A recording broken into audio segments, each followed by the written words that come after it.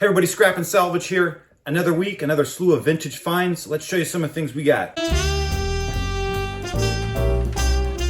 First got this pretty cool for sale by owner sign. I know the lettering is hand painted. I don't know if this is screen painted, but it has an old cool look to it. Thought that was kind of fun. It's cool mid-century abstract painting. I don't know, axle rod or something like that, 1964. Just a fun little abstract painting here.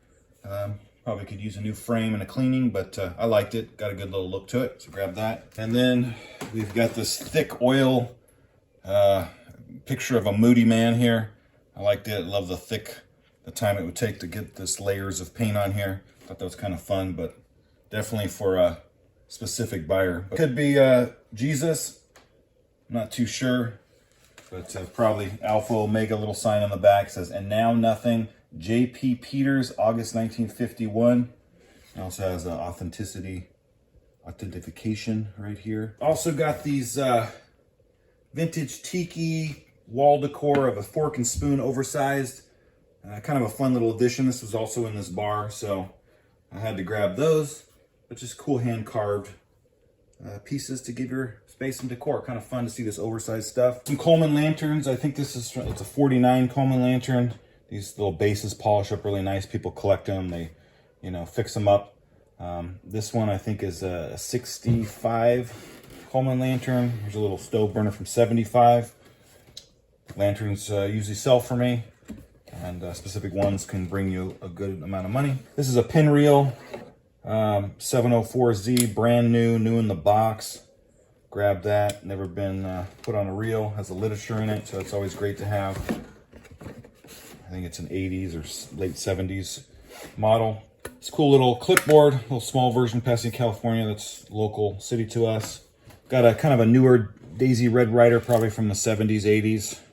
This was at a house buyout that I did. Just a couple things that I grabbed. And this was one of the first BB guns that I ever owned. My dad gave it to me. The Marksman Repeater. And so it's fun to find that again. These aren't real high dollar, but people do collect them, and for the certain entry-level collectors might want that. This was cool, these Daisy treasure chest BBs. I've never seen them in a box like this. This one's open, so it's kind of cool. It's little individually packed BB packs. So every time I find BBs, I always grab them. I have a few BB guns, but I don't need this many. Another thing is this cool, this was in a bar in a house, and this was just on the bar top, and you plug it in and it lights this really cool lit desert scene. Kind of a cool piece. Vintage pellets, some air pellets by Marksman. Let's actually go to this new unopened heavy-duty web work belt. It's kind of fun, kind of like the army belts. A couple of cheapy kind of buck knives. This one, this is what is it by? I forget. Western, made in USA, stainless steel. So that's good. I think this is a faux deer. It's like a plastic handle, but still has a little age to it, and it's great to have the sheath with it. That's pretty cool. And this buck knife, Buck is a good brand. They do sell pretty well for certain models. This one, it looks to me like it's been cut down because it seems like the handle's bigger than the blade, but I'm not knowledgeable in all versions of these knives, but it is Buck USA, so cool find. The cool thing, it does fit in this sheath, so that makes me think that it is that size it's supposed to be. And last but not least with the knives, this one's made in Pakistan. It's a nice big blade, and needs a cleaning. It's got like this brass oxidation on it, but so I'm sure that we'll find a new owner. Moving on to some biker wallet with a chain. It's kind of cool. This little oak leaf pattern in it, handcrafted by Fred Waggish. I can't read it.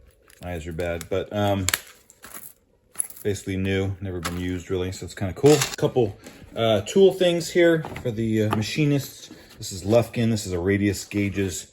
It's all these little things to make different radius gauges. Kind of needs a cleaning, but for the right guy, the machinists or people making different items with radiuses. Very useful little tool. Fun little Stanley. There it is, Stanley tape measure. Made USA. Here's another little Craftsman. I don't know the exact name to this, but this is another kind of caliper or something for metalworking, and or maybe it crosses over to wood, but I believe it to be a metal kind of machinist kind of tool. So it's kind of nice to find that. Looks pretty complete. New in the box, these Pathfinder clearance light for trailers, trucks, and tractors. You know, the guys who are looking to restore cars, looking to add on little accessories, or their trailer are missing this kind of thing, these are great. It's not that old. It's a plastic lens. A lot of the better ones are glass, but being new, I mean, it's just a cool habit, you know, to be vintage in the box. New is great. So I found a pair of those. Have a lot of beer stuff. This was, like I said, in a bar, so I grabbed all the beer signs. This one's in Spanish. I've never seen this Budweiser Spanish little, doesn't light up. It just, well, it may have lit up at one point, but the components in the back are gone. So, cuando usted dice Budweiser, lo ha dicho todo. Pretty sweet. Like that it's in Spanish. Keeping with the beer theme, got a Schlitz Real Gusto. This plugs in this moves. However, the bulb in it, I think, is gone. So, this is the big guy. This Coors America's Fine Light beer sign, this waterfall 3D kind of one. This one, unfortunately, I had to cut it off the wall. They had hardwired it through the attic, and I couldn't find the plug, so I had to cut them. But this does work. It worked when I pulled it off. They had it attached to their main light in the house, the room, so when you switched it on, everything went on. So it's kind of cool. And same with this. I also had to cut it. This Lucky Lager.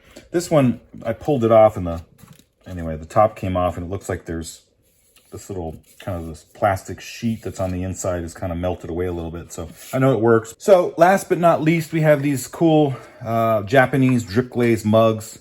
Just something fun to put in the cupboard. Inside is the Miller High Life little matches sets that are also in this bar, and a couple other random matchbooks that are in kind of rough shape. So this was some of the buyout haul that I did recently. And yeah, thank you again for watching. We're going to keep coming back at you with some cool finds and estate sales. So we'll see you next time.